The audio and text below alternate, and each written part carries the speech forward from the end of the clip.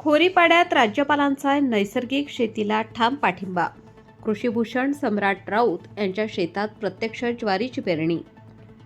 महाराष्ट्र राज्याचे राज्यपाल आचार्य देवव्रत यांचा नाशिक जिल्हा दौरा यशस्वीरित्या संपन्न झाला. या दौऱ्यादरम्यान त्यांनी दिंडोरी तालुक्यातील खोरीपाडा येथे प्रगतशील व आदर्श शेतकरी सम्राट राऊत यांच्या नैसर्गिक शेती प्रकल्पास भेट देत सखोल पाहणी केली. राज्यपालांनी तिफनवर ज्वारीची प्रत्यक्ष पेरणी करून नैसर्गिक शेतीबाबतचा आपला ठाम विश्वास व शेतकऱ्यांप्रती असलेली आत्मीयता व्यक्त केली. या भेटीत राज्यपालांनी जीवामृत प्रकल्प, विविध सेंद्रिय पिकांचे प्रयोग, रासायनिक खतांपासून मुक्त शेती पद्धती तसेच जनावरांच्या गोठ्यांची पाहणी केली. कमी खर्चात अधिक उत्पादन, जमिनीची सुपीकता टिकवून ठेवणे आणि शेतकऱ्यांचे उत्पन्न वाढवणे यासाठी नैसर्गिक शेती कशी उपयुक्त ठरते याबाबत त्यांनी उपस्थित शेतकऱ्यांशी सविस्तर संवाद साधला. आपण स्वतः शेतकरी असल्याने संपूर्णपणे नैसर्गिक शेती करतो असे नमूद करत अधिकाधिक शेतकऱ्यांनी या पद्धतीचा अवलंब करावा असे आवाहन त्यांनी केले.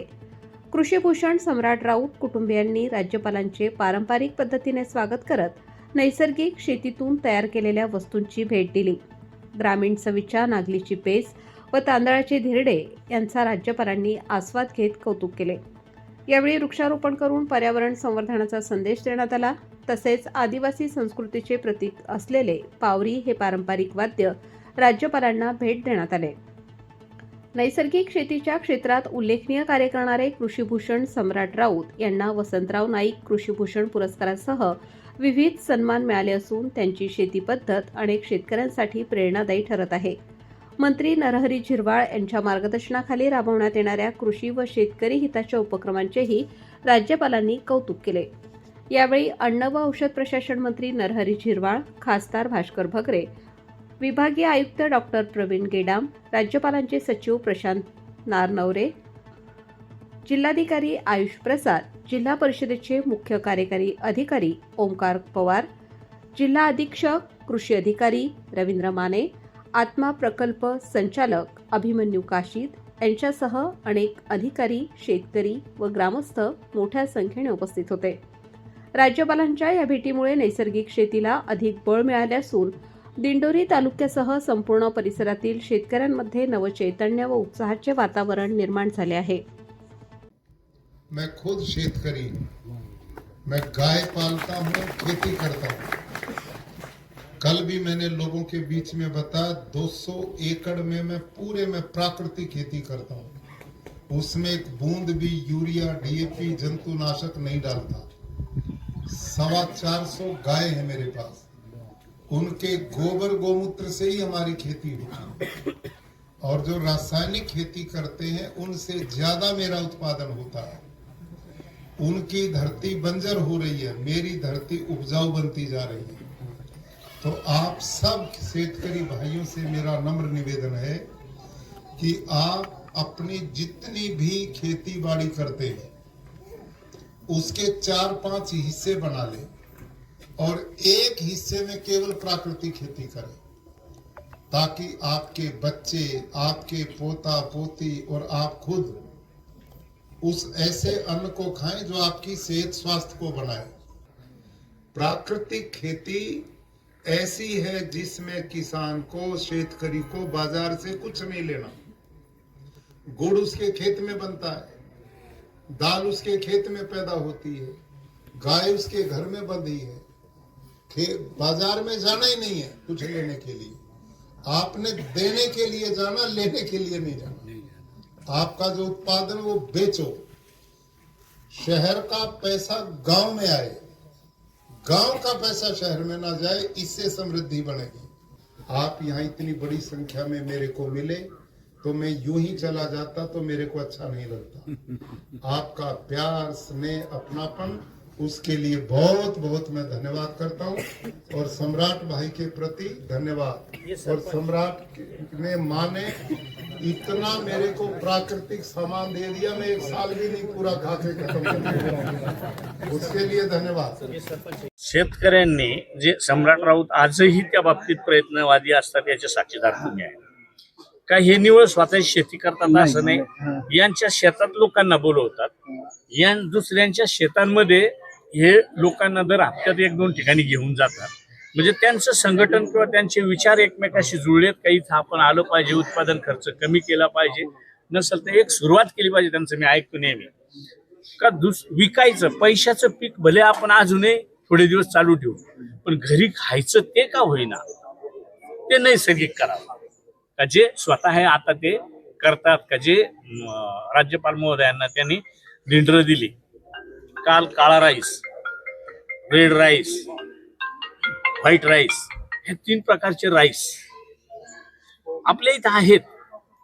आणि त्यांचं महेंद्र शेठच मला वाटतं त्याचे साक्षीदार आहेत का ते ऑर्गॅनिक शेती करतात म्हणून ऍडव्हान्स मध्ये त्यांचा चावल ऍडव्हान्स मध्ये बुक होतो, 100 गहू त्यांचा ऍडव्हान्स मध्ये बुक होतो, ज्वारी त्यांची ऍडव्हान्स मध्ये बुक होते. आणि म्हणून शेतकऱ्यांमध्ये निश्चितच त्यांचा प्रयत्न जो चाललाय त्याला पुन्हा उभारी देण्यासाठी शासन स्तरावरून जे जे काही लागेल, कारण फार काहीच लागत नाही, ते त्या एकूण चर्चेतून असं येतं का गाय आणि गायीचं पुढं सगळं पुढं नेणं का याच्यातून ती शेती होते. पण तरी शेतकरी मंडळींनी जर सांगितलं फक्त योजना म्हणून आपण अनेक करत आलोय, योजना म्हणून नको का ज्याच्यातून आपण उभेच राहू असं काही असेल त्याच्या बाबतीत गोपीनाथ पाटील त्याचं सजेशन देतील. कारण त्यांचा छंद हा 10-15 वर्षापूर्वीपासून तो आहे. राज्यपाल महोदयांचा दौरा होतोय, ही खरंच आपल्या आदिवासी बांधवांच्या दृष्टीने खूप गर्वाची गोष्ट आहे. ते आदरणीय झिरवाळ साहेबांमुळे शक्य झालंय. कालपासून ते निमवाडी असेल, पिंपरखेड असेल किंवा इथे खोरी पाड्यावरती येऊन ते त्यांचा जो दौरा आहे त्याच्यामध्ये जरी राजस्व अभियान असेल किंवा स्वच्छता मोहीम असेल, परंतु त्यांनी पूर्णपणे नैसर्गिक शेतीचं महत्त्व आपल्या लोकांना सांगितलं. इथे सम्राट भाऊ सारखी अनेक माणसं करताय, परंतु म्हणजे नैसर्गिक शेती जर कोण करतोय तो आदिवासी बांधव करतोय. आणि त्यांना जर अजून कशी प्रेरणा दिली, आता तुम्ही प्रश्न विचारला किंवा साहेबांनी सांगितलं, तर सम्राट भाऊ राऊत सारखे अनेक शेतकरी याच्यात आले पाहिजे.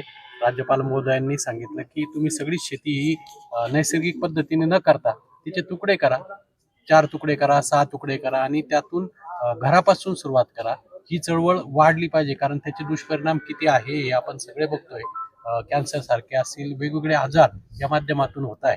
आणि म्हणून त्यांनी आव्हान केलंय किंवा आदरणीय साहेब आहेत, मी आहेत, कृषी खात्याचे अधिकाऱ्यांना बरोबर घेऊन आपल्या भागामध्ये ज्यांनी प्रयोग केले, कारण सम्राट भाऊ स्वतः करताय, दुसऱ्यांना दाखवताय, यातून प्रेरणा मिळावी आणि ही चळवळ मोठ्या प्रमाणात उभी राहावी म्हणून कृषी खात्याच्या वतीने आम्ही पुढच्या काळामध्ये कृषी अधिकाऱ्यांना बोलून आपल्या तालुक्यामध्ये, आपल्या मतदारसंघामध्ये कसं जास्तीत काम उभं करता येईल तो करण्याचा प्रयत्न केला. खरं तर आज समाधान आहे की कृषी भूषण असल्याचं समाधान आज मला मिळालं. त्याचं कारण असं आहे, हा परिवार माझा मोठा आहे. जेव्हा एकट्याचा सन्मान होतो तेव्हा बाहेर असं विचारलं जातं का बुवा मिळालं, असं काय केलं. त्या करण्यामाग एवढी यंत्रणा असते. उदाहरणार्थ एवढे भाऊ म्हणजे 20-21 माणसांचा परिवार आहे, त्यांचे कष्ट त्यांना आज खऱ्या अर्थाने वाटलं का आमच्या कष्टाचं चीज झालं. तर माझी जबाबदारी अशी होती बालपणापासून का ह्या कुटुंबात शिकलेले कमी होते. आणि आमची साहेबांची ना आमची ओळख झाली 2004 मध्ये. का मी शेणखत भरत होतो, म्हटलं साहेब आले तर आपले आमदार साहेब, त्या ड्रेसवर कसं जाऊ. भाऊ मला विरोध करत नाही ना, म्हटलं साहेबांना भेटायचं. काय त्यांच्या नजरेत मी भरलो, जे काम करत राहिलो तिथून साहेब नोंद घेत राहिले. त्या नोंदीची फलतृप्ती आज का महिम राज्यपाल महोदय यांना इथवर घेऊन आले. म्हणजे तुम्ही आज यशवंत झाले. हा, खऱ्या अर्थाने, कारण यांच्या वडिलांचं नाव आहे यशवंत. तर कुटुंबात काम करताना 5 भाऊ, प्रत्येकाचं काम करण्याची पद्धती ही वेगळी वेगळी होती. कुणाला नांगर बनवता येत होतं, उसकता येत होतं, कोणी गाई चारायचा, कोणी बकऱ्या चारायचा. मी थोडक्यात हंपायर सारखं काम केलं.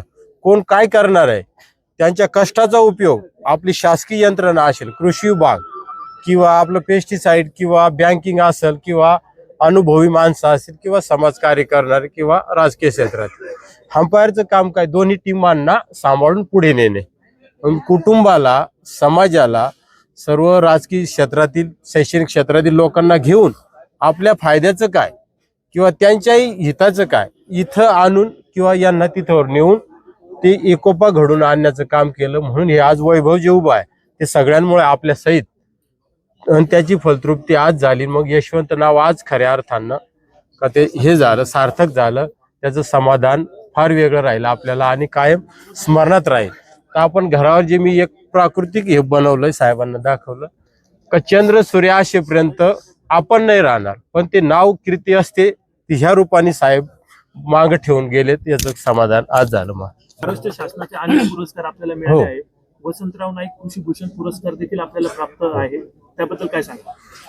पुरस्कारांची जी मालिका सुरू झाली ती खऱ्या अर्थानं 2010 मध्ये, तर तेव्हा इथं गुऱ्हाळाचं शुभारंभ होता. तेव्हा माननीय कैलासजी मोते साहेबांना आम्ही कृषीचे यशो होते, साहेबांच्याच माध्यमातून त्यांना बांधावर आणलं. त्यावेळेस फार परिचित नव्हतो. इथं गुऱ्हाळात रस काढणी गुऱ्हाळ सुरू केला होता, सगळे आले.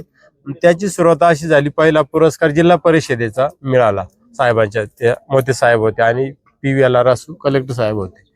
दुसरा शेतीनिष्ठ हा 2011 मध्ये मिळाला.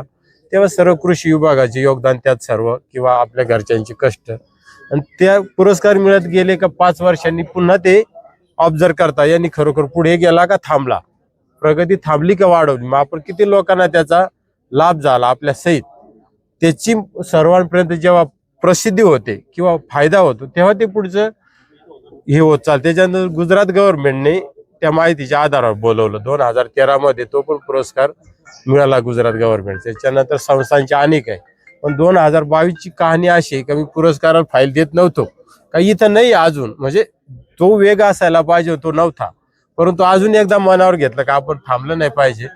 मग त्याला रासायनिक आणि प्राकृतिक ह्या दोन्ही शेत्यासोबत स्पर्धेत टिकायचं असेल तर घेऊन चालावं लागेल. एकच करत बसलो तर आपण अडचणीत येऊ शकतो. ह्या दोन्हींचा संगम आपण म्हणतो. प्राकृतिक पण जपलं पाहिजे, स्पर्धेत टिकलं पाहिजे, आणि ती प्रचिती इथं एकत्र आणली. त्याच्या माध्यमातून हा कृषी भूषणचं निवड झाली 2022 मध्ये, आणि त्या माध्यमातून तो सन्मान राज्यपाल महोदयांनीच केला. परंतु खरा सन्मान कुटुंबात आज झाल्याचं समाधान आज मला वाटतंय, कारण तिथं एकटे दोघच गेलो होतो आम्ही, 4च व्यक्तींना परवानगी होती. मग खऱ्या अर्थाने तो सन्मान आज सार्थकी लागला असं मला वाटतं. युवकांनी शेतीकडे वळावे याकरता युवकांना काय तुम्ही याच्यासाठी आम्ही एक संकल्पना सुचवली होती का नापासांची शेती शाळा, का जे पोरं नापास होतात त्यांना असं म्हटलं जातं की यांच्याकडे गुणवत्ता कमी असेल, स्किल कमी, पण त्यांच्याकडे बाकी आपण जे म्हणतो शेती क्षेत्रातील असेल, उद्योजक क्षेत्रातील स्किल फार असतं. तर त्याच्या माध्यमातून त्यांनी इकडे वळावं असं माझा स्वतःचा अनुभव घरातला आहे. तर आता माझा पुतण्या इथं आहे समोर आहे, आणि हे त्यांचे शिक्षक.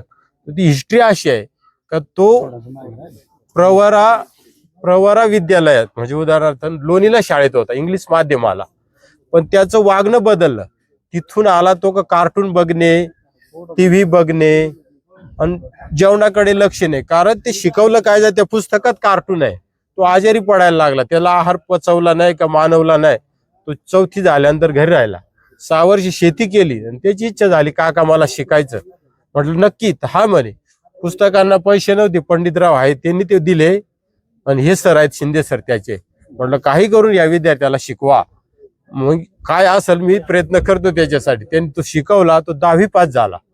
पण भेटायला साहेबांनाच गेलो का हा 4थीतून 10वी पास झालाय, या सरांचं योगदान. मग पुढे काय म्हटलं सायन्स घेऊन देतो, त्याला सायन्स घेऊन दिला. साहेब म्हटले प्रयोगच आहे, आला तर आला, झाला सक्सेस, नाही तर फसला. तो 12वी सायन्स पास झाला. मग पुढे काय BSc ॲग्री साठी म्हटलं प्रयत्न करू. योगायोगाने त्याचा BSc ॲग्रीला नंबर लागला, आणि तो 4था वर्ष आता कम्प्लीट करतोय. म्हणजे त्यांची जर इच्छा राहिली, नापास म्हणजे ते थांबले असं होत नाही. त्यांना आपण त्याच्या इच्छेनुसार प्रयत्न केला पाहिजे. शिक्षण असेल, उद्योग असेल, हा प्रयत्न म्हणजे हे उदाहरण आहे समोर. अशी माझं इच्छा आहे का सगळ्यांनी असं कोणत्या ना कोणत्या क्षेत्रात पुढे आलं पाहिजे. धन्यवाद.